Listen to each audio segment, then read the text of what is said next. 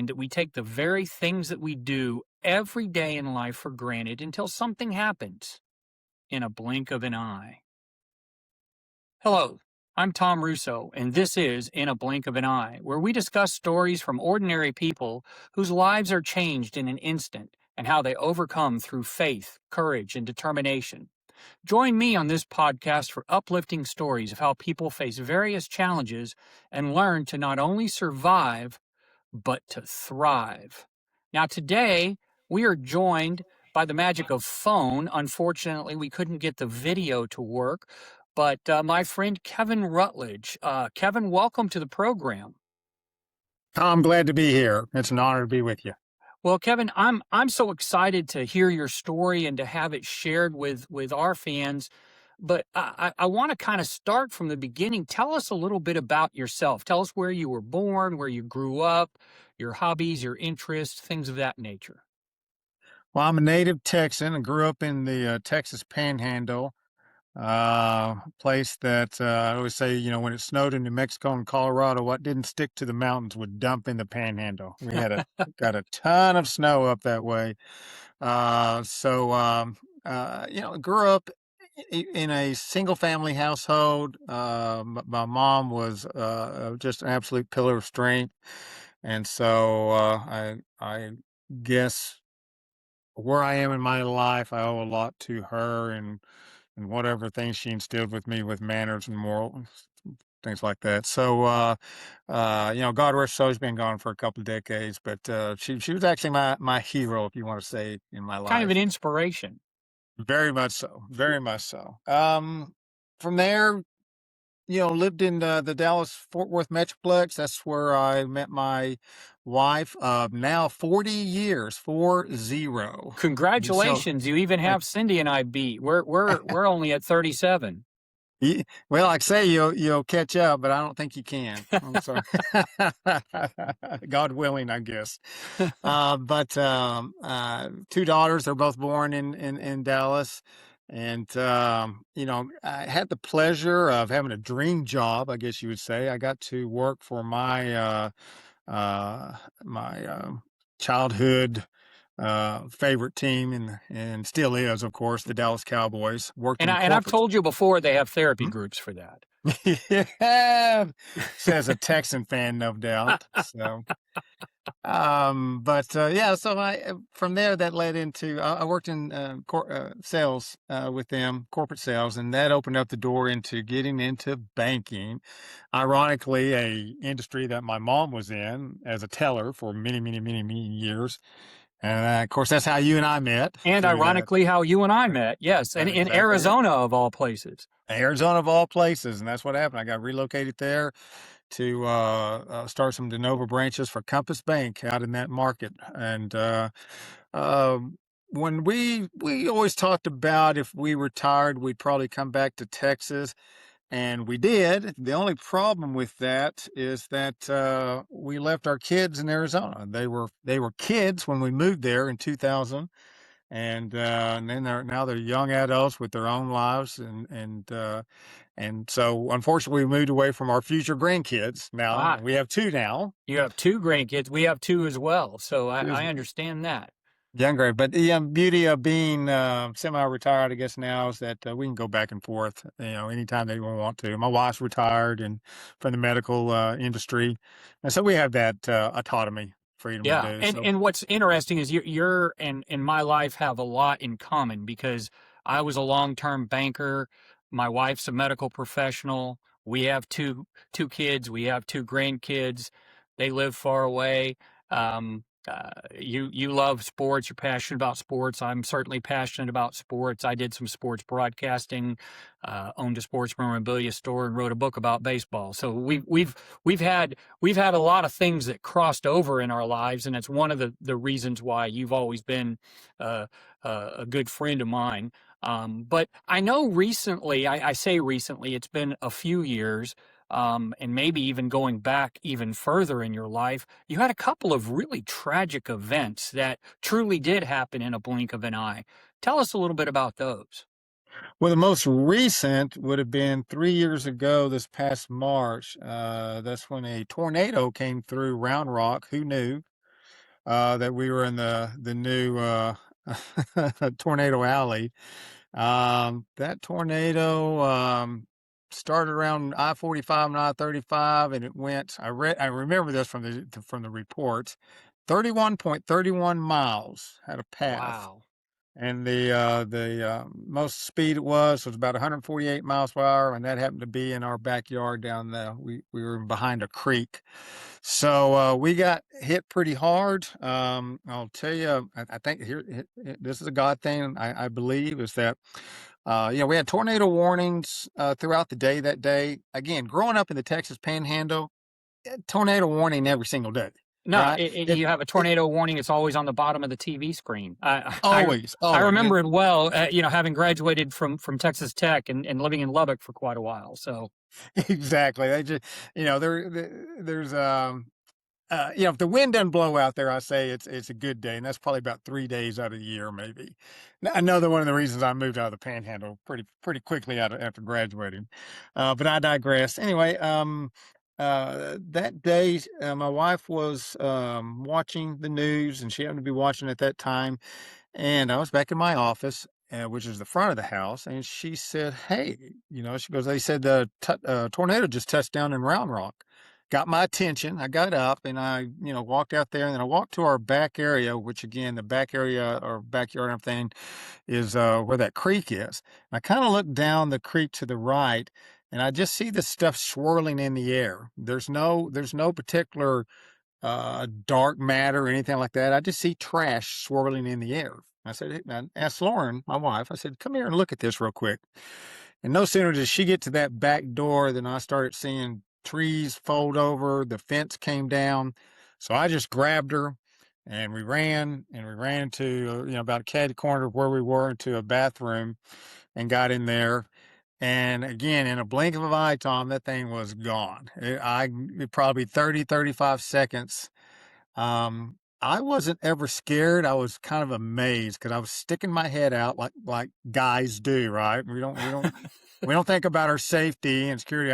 My wife's safe behind me, but I got to see what's going on. I stick my head out and I'm looking through the bathroom window, and I see, I say, there goes the fence. And we had a 16 by 20 structure in the back that we called the she shed. It was on 9 concrete pillar beams, and it took that house off and blew it away.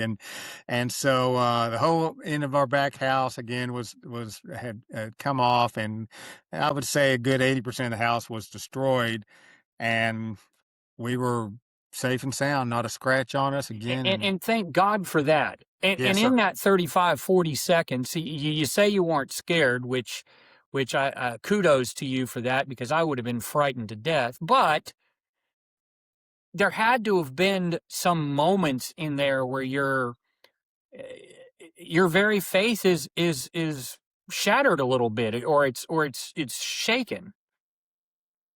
Can be. I for some reason I felt like I was just kind of in awe of what I was seeing and how quickly, it happened, and the amount of destruction that I was just seeing in just my general surroundings. Our little cul-de-sac area actually made the front page of the Austin Statesman.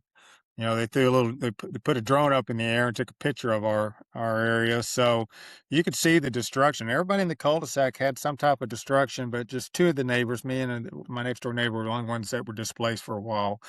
But throughout the process, I just feel like, God kept bringing things into our life, resources that we didn't know we had, including the restoration people that came, and you those first 48, 72 hours, there's a lot going on, but there's no manual to how you handle it, and you just don't know what's the priority. Was it a time of despair is a strong word, but of fear, struggle, pain, anguish, what you've lost, how are you Yeah. going to recover, why us? I find that a lot of the people that I visit with, that's one of the first emotions that they have is why me? Why us? Why did this happen? Why did God choose this to happen to us? Did you go through some of those gyrations? I did, but it was much later. It was much later. Initially, I think there was just that adrenaline was going. There's so much going on. You know, you had your ambulance chasers that were throughout the neighborhood that you had to shoo away. That were just nuisances. They were really nuisances. But you had good neighbors, people that were from other parts of our little community that came around to chainsaws, things like that, just took care of immediate needs. So you see that thing with the community and people coming out and helping one another. White, black, brown, nobody really knew each other, but you're still helping each other. And to me, that's always something that you can lean back on. It kind of strengthens that faith you have in humanity, really. So Well, and those are strong binds, and I think in times of need we find that people do tend to come together. I remember after Hurricane Harvey, my wife and I were helping others that were flooded. We were luckily not flooded, but we were helping others that were flooded in the area, and we actually helped the National Guard out a little bit when they were doing some searches. And so I understand what you mean. It's like we're all in this together, kind of a feeling, right? absolutely, And absolutely. and and so from that, tell me a little bit about, and then we're going to go back in your memory to another struggle that you had, but regarding this one, tell me a little bit about the rebuilding process and what that was like, and how you've come kind of full circle. You say you're semi-retired now. It sounds like there was some other God interventions with some of those things and what you're doing. Tell us a little bit about that. Okay. I'd like to share just a quick, somewhat sidebar on that initial things that happen where you can see God's hand is on your life and what's going on with you. Uh, you know, we were again displaced immediately, obviously, and Right. that first night, and we have pets, and that first night was not a good night because we.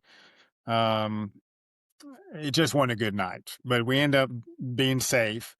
But after that, it's kind of like, okay, where are we going to go? What are we going to do? And cause can't live here.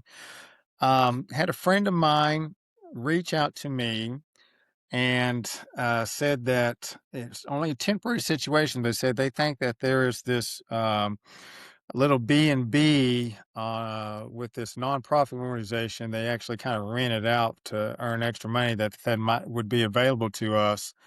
Um, we checked it out. It's called Simple Sparrow. It's a nonprofit. It teaches uh, kids maybe with certain disadvantages that kind of have gone through the system and been lost through the system like that. It kind of teaches them a trade in the farming industry, but also just does it faith based.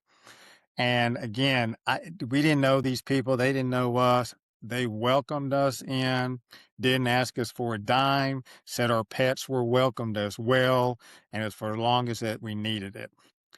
And again, to happen within 48 hours of the tornado, and just to know that it's a temporary solution, but at least your immediate need of housing and shelter has been taken care of. And the cool part about that too is that my wife grew up on a farm. This gave her some peace and comfort at a time that where her faith was probably pretty shaken at that time. Right. And but this brought her back to her childhood of growing up and having animals on the farm and what their story behind. My wife is actually still involved with that organization to this day. And So yeah, that something else great came out of this tragedy. Something else great came. absolutely. You always see God as he's just, you might not see it initially, but somewhere down the line, he'll show himself to you and I why. agree totally, and Yeah. that's quite honestly why I started this podcast, because I felt God called me to share that all is not lost when something happens, and God is there, and there's a purpose, and we're moving forward. Amen. Amen, bro. Well, the Uh, process, we probably learned a lot more about insurance companies and construction than we ever really cared to in a lifetime.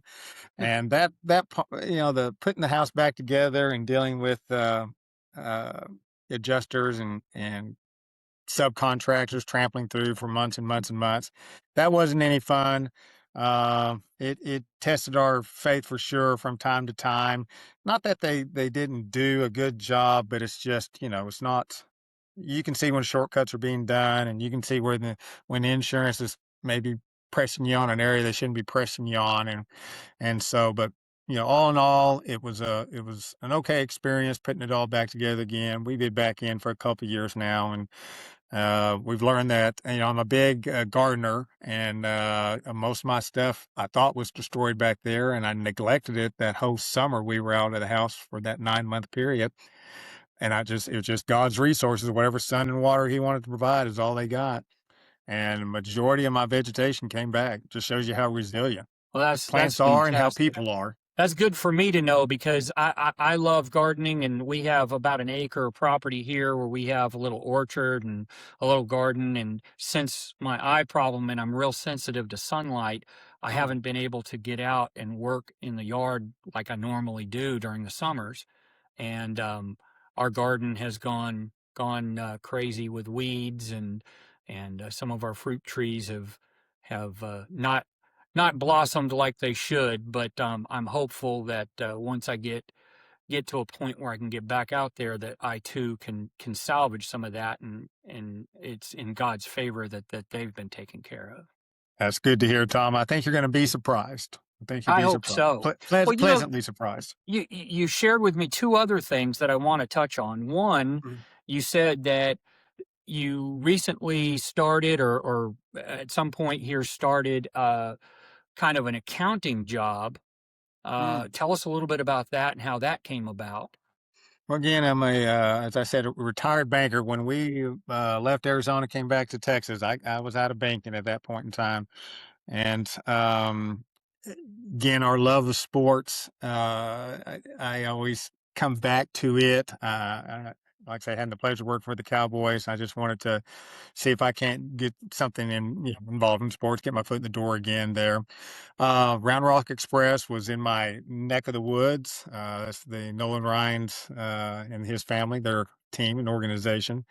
AAA affiliate of the Texas Rangers. Used to be Astros, but now the Rangers, Yeah, Mr. and Russo. we're very sad about that. Yes, Anyway, the you I DFW people, I tell you, I don't know. Yeah, we never let it rest, do we? Yeah, well, you guys got a few extra championships on us, so we got some catching up to do. Got some catching up to do. Not in football, we don't. No, but anyway, I got my foot in the door just working on their event staff as an usher, but I made myself known as somebody that had I had the right skill set and temperament, I think, for them, and I'd be interested in doing anything I could leading into a possible full-time job. And before it's all said and done with, I actually was their operations manager for the entire event staff. That at one point in time, I That's probably had great. about probably about 170 employees, ranging from 16 to, I think my oldest was 81 years old. Yeah, I remember Yeah. coming out and visiting you one summer while you Yes, were sir. yeah while you were working out there. Yeah. Did. Yeah, you did. I hope I treated you good. Oh, absolutely, absolutely. I hope I didn't have the big head and No, they shunned were you they were because. still an Astros affiliate then too, I Oh, yeah, think. you're probably right. Yeah. But, that ended after COVID. You remember when COVID rolled around, it Yeah. obviously affected, sports organizations as well, and they completely canceled minor league baseball that year.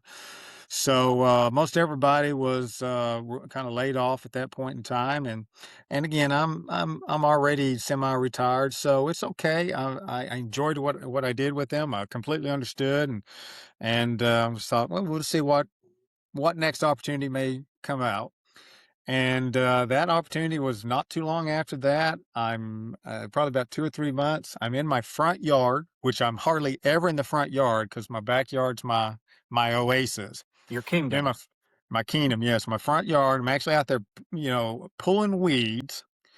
The old boy that owns this small pool company that did some work for me on my pool was making a chemical delivery to my next door neighbor. And I was thinking, well, I know he's got some help. He's the owner of the company. So I just asked him, we got to talking. I asked him, I said, well, yeah, I'm just making deliveries. You looking for some help or something like that? And he goes, you know what I really need? He goes, I just lost my accountant. He goes, I really need somebody to do the books. And I said, well, you may not know this about me, but Look no further. yeah, I said, but I said, I work for the Express, and maybe you don't know my background, but my background's in banking. I said, I think I could do the job that you're looking for, and of course, he liked the camaraderie and how personable I was. Anyway, he thought that could really mesh well with not only doing Well, that's the certainly a accounting work God of it, thing. but doing some Yeah, administrative type work, and kind of being his voice, something like that. So that was 4 years ago when that happened. I say it was just a few months after I lost my job with Express after COVID, and yeah, I want to officially retire, Tom. I want it to be like 100% official, I but understand. it's just too dang easy of a job, and I get free chemicals. I get discount on pool equipment. Owning a pool is expensive, like owning a boat. It's Yeah, expensive. what's interesting about what you're saying there, Kev, is I feel the same way. I had a 32-year banking career and motivational speaking and radio, and I retired from that, got bored, went and became a teacher, spent 5 years as a teacher, and then this eye thing happened, and I was forced to retire from teaching. And so now I'm kind of searching out that next nugget because I'm bored's not the right word, but looking, seeking something else, seeking Yes, sir. some satisfaction, and I kind of felt like God called me to do this, and so I'm trying to get this off the ground and get this going with great stories like yours and other people. So that's really cool. Now you had mentioned something off camera to me that I didn't know about you. You said when you were younger that you were involved in a flood that was very dangerous. Tell me a little bit about that. Yes, sir. It was Memorial Day, 1978, up in the Texas Panhandle where I grew up. Again, I graduated high school in 77. I You say in the actually, Panhandle. Where exactly in the Panhandle? I'm, oh, I'm curious. I'd say, I was born in Pampa, which Pampa, is Harvesters. close. Harvesters, exactly. Green and gold, yeah. But I moved to Canyon, which is outside of Amarillo, um, when I was in seventh grade. So I went to junior high and high school, and then West Texas State. Okay, Which okay. is now an A&M affiliated, so we don't talk about that, Tom. Oh, we got to talk about that. Whoop. I live in College Station now. I know you do. I know you do. I see those shirts with that burgundy on you that you wear from time to time. So I got to be careful because I married a Longhorn gal here, so I got to be careful. Uh-oh. Uh-oh. Well, Yeah. my wife graduated from UT too, but she's all ag all the way. Are The you? only reason she went to UT was to go to pharmacy school. So. I'm gonna ask her when I see her to blink your eyes if you're okay. So tell me about But the flood. yeah, the flood. So yeah, I actually had my car packed. I was actually going to San Angelo the next day. I was going to try to walk on at Angelo State, play baseball because they got a great baseball program down there to this Yeah. day, and been great for decades. And I just wanted out of the Texas Panhandle. You know how when you're young and just like I You gotta want spread something my different than what wings. you have. Exactly. But God had different plans because I stuck around an extra day because I was watched the 1978 class graduate high school. I had some friends there, and went to go to Amarillo to visit my brother. And when I was coming back to Canyon, all routes, it was raining all day long. It rained, and at night all the routes were just kind of blocked. I mean, we couldn't get into Canyon, couldn't get into town at Like all. I-27 there, right? Is that I-27 was yeah. I-40. Yeah, I-40 doesn't really run east and west. I'm trying to think the other one, but there was some farm. I-27, I think it is. Yeah, I-27 is the one north and south of yeah. Yeah. So it was blocked off, and it ended up, I had turned around and went to go get on some farm roads I knew about, but you could see how far the water.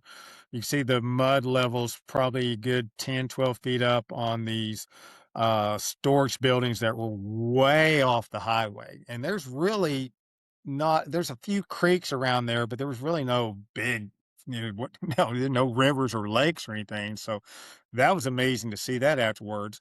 Well, I came in from the road that I can't remember the name of the farm road, but it leads you out if you want to go out to Paladero Canyon. So I Right. kind of came in from the east of town, and I was just in the wrong place at the wrong time in my car. I was close to a bridge. The creek was rushing way over it. I was in a small car, so unfortunately, like I say, it just kind of the water just kind of picked me up. Yeah. It took me off the roadway. I went over the kind of the guardrail. I opened my window, got on top of my car, but I always tell people, I said, I didn't yell for help because it's like, man, who's going to help me? There's nobody There's there. nobody there to help me. And so um, when I let go and the water took me down that creek, they guesstimated probably a good 3/4 of a mile, which doesn't seem far, That's a in the long scheme of way. things, but that's a long way. And I grew up wearing boots, Wranglers and boots back then, and I had a long sleeve shirt on. Everything was just heavy on me. I took off my shirt. I was trying to take off my boots. I couldn't. You do that. That was after I kind of got to land. I should just back up a little bit. There was a point in time, and this is the closest I've ever had to a life and death experience, where I was taken underwater, and it's nighttime, so it's dark, so you really don't know which end's up, right? So I'm underwater, and all I was thinking was there is that God, don't let my mom bury another child, Oh, because Lord. unfortunately, I had my sister. When I was 13 and she was 17, she was killed in a motorcycle wreck. She was a Oh, I'm sorry. passenger on the back of a motorcycle wreck. Horrible. So, but God heard my cries, because again, when you saw what happened at the Guadalupe River this past July 4th, it was on a minor scale, but the same kind of ferociousness of what water can do when it builds up like that and it's rushing. And I think God just plucked me out there. He brought me to the surface. I finally found some area where I could walk on some land, and I walked back up to that roadway. By then, there's emergency crews and everything that around that area. They just. I said, I had a lady that was praying over me as soon as I walked back, just seeing how exhausted I was and the shape I was in. And I said, I just want to go home. They ended up taking me to the hospital. They had to cut my boots off, and my toenails were brown for about 3 weeks. And it was just it's a harrowing experience. And I also found out, too, in that little creek bed I had, there was a van that was there, and there was 5 people total that lost their life, and 2 people were in that van that probably was no more than 40 or 50 yards away from me. Wow. Wow. Yeah. So, And what's truly remarkable, and thank you for sharing those stories with us. And I'm so grateful to God for the blessings that we have, but I'm also grateful that He heard your cries there, and that He saved you and your wife during your tornado at your house, and that you've been able to rebuild and restructure.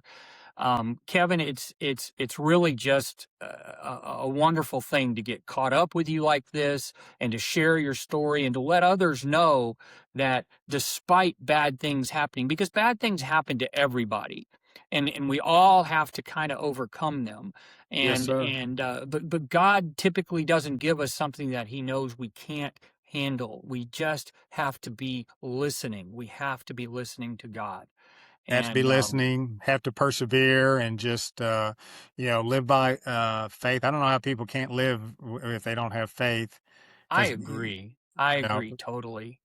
Well, and Kevin, I God's grace is something that we all should strive for, absolutely. and I I hope that. thank you. I'm gonna wrap up our interview because we've hit our 30-minute mark. I'm gonna Yes, sir. wrap it up real quick, but hang on while I wrap it up. If you like hearing uplifting stories of overcoming challenges in life, click the like and subscribe button. Perhaps you have a story of your own to share: an accident, a sudden loss, PTSD, alcohol, drug abuse, a natural disaster, illness, and you would like to share that journey of overcoming. Please contact me at the email shown below for consideration for a future podcast interview. I want to thank everyone out there, especially my family, our military veterans, our first responders who put their lives on the line every day. And of course, being a former teacher, I can't forget our teachers and medical professionals who all make the world a better place one person at a time. But most of all, thank God for all the blessings in our world. We just need to make sure that we concentrate on all of those blessings. Until next time, carpe diem, seize the day.